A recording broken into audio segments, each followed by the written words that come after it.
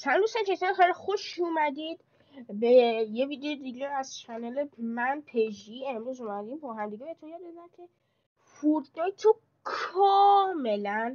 کاملا بدون فیلتر شکن دانلود بکنید توی کامپیوتر. فقط قبل از اینکه بریم سراغ ویدیو ممنون میشم که چنل منو سابسکرایب بکنید، ویدیو رو هم لایک بکنید و برو بریم. خب اولین کاری که شما باید بکنید که خیلی داخل، یعنی کلا نیاز به این اپلیکیشن دارید برای دانلود فورتنایت. میان داخل گوگلتون سرچ میکنید الکترو DNS، اینجا سرچ میکنید. براتون اولین سایتی که میاد باز بکنید، یه همچین سایتی براتون میاره. دانلود الکترو رو بزنید، هم برای اندروید داره هم برای ویندوز. حالا ما اگر میخواستیم که کلا گیمینگ DNS دیگه، دانلود برای ویندوز رو بزنید و همین. و بعدتون موقعی که نصب شد یه همچین اپلیکیشنی براتون نصب میکنه. خب شما برای اینکه وارد اپیک گیمتون بخواید بشید نیاز به این اپلیکیشن دارید. دو تا سرور دارن، تهران و کرج. من از تهران استفاده میکنم.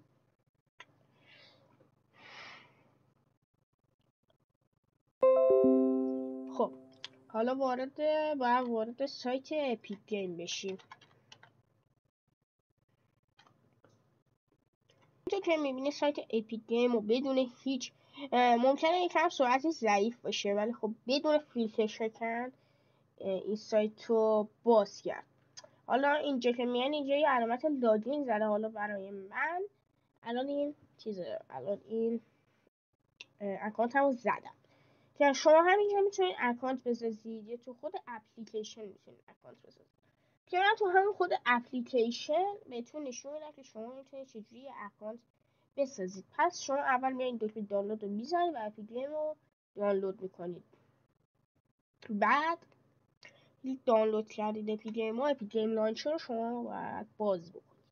اینجا اکانت من حالا باز شده و اینجا حالا داره فورتنایت منو نگاه کنید. حتی آپدیت کردنش هم داره بدون فیلتر شکن انجام میده که این خیلی خوبه. حالا من فعلا پازش میکنم و از اکانتم میام بیرون.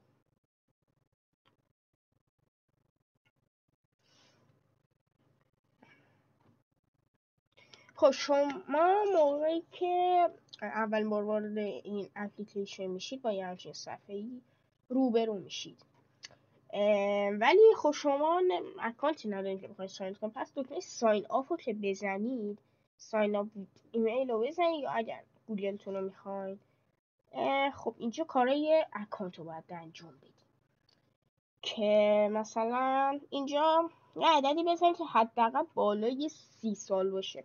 مثلا 1999. کانتینیو رو میزنید و اینجا باید کانتریتون رو انتخاب بکنید که خب هر ایران رو نداره متاسفانه. پس همون یونایتد استیتس میذاریم. فیس نیم مثلا پیجی.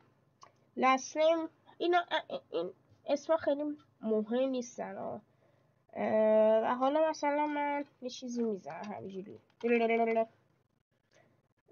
دیسپلی نیم اون اسمی که شما توی بازی به بقیه نشون داده میشه و کلا اسمتون توی بازی ها این میشه که من اسمشون مثلا میذارم پیجی 09 اگر قبول میکنه. مثلا پیجی 110 101. خب اینو قبول کرد. ادرستون هم که باید بزنید. پسورد هم مثلا چون من نمیخوام فعلا اکانتی بسازم، حالا نمیخوام فعلا اکانت بسازم، برای همین ایمیل ادرس و پسوردم یه پسوردی انتخاب بکنید. این دوتا تیکو میزنید و کانتینیو.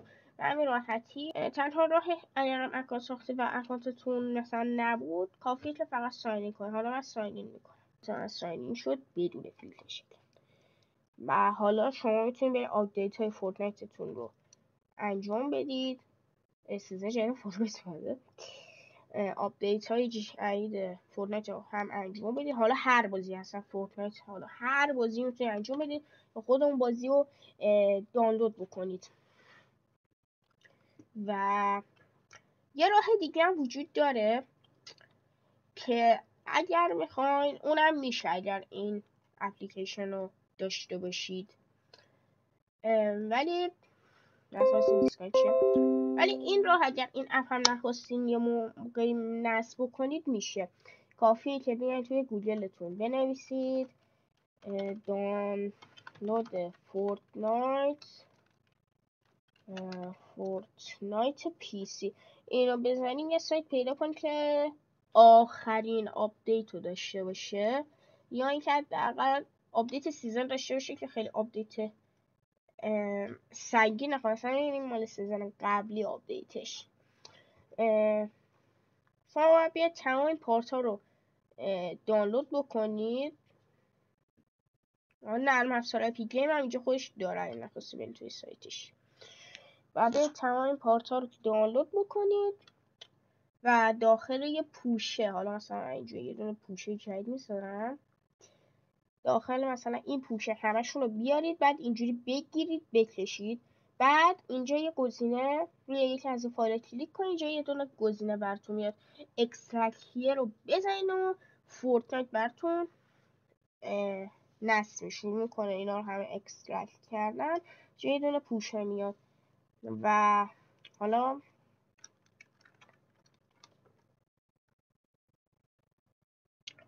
مثلا شما الان فورتنایت اصلا نصب نکردید، یا میای میزنی چون میایم اینجا یه دونه گزینه داره، مثلا اینجا نمیدونم یه گزینه داره که میگه که شما میخواید توی کدوم پوشه فورتنایت رو نصب کنید. همون پوشه‌ای که تمام فایل را توش دانلود کردین و اکسترکت کردین، این گزینه ها رو بزنین و همون پوشه رو انتخاب بکنین و شروع میکنه اینستال کردن، با سرعت جت اینستال میکنه. ولی خب حالا از اون یکی روش هم میتونید استفاده بکنید، یعنی که همین الکترو رو نصب بکنید و راحت تمام بازیاتون رو توی اپیک گیم دانلود بکنید، یعنی که اصلا نیاز به سایت ایرانی چیزی باشه. خب این بود از ویدیوی امروز. اگر دوست دارید بازم از اینجور ویدیوها براتون بذارم، لطفا ویدیو رو لایک کنید و همینطور چنل منو سابسکرایب کنید. مرسی که این ویدیو رو تماشا کردین. لایک و سابسکرایب هم که گفتم همین الان فراموش نشه. تا ویدیو دیگه، خدا حافظ.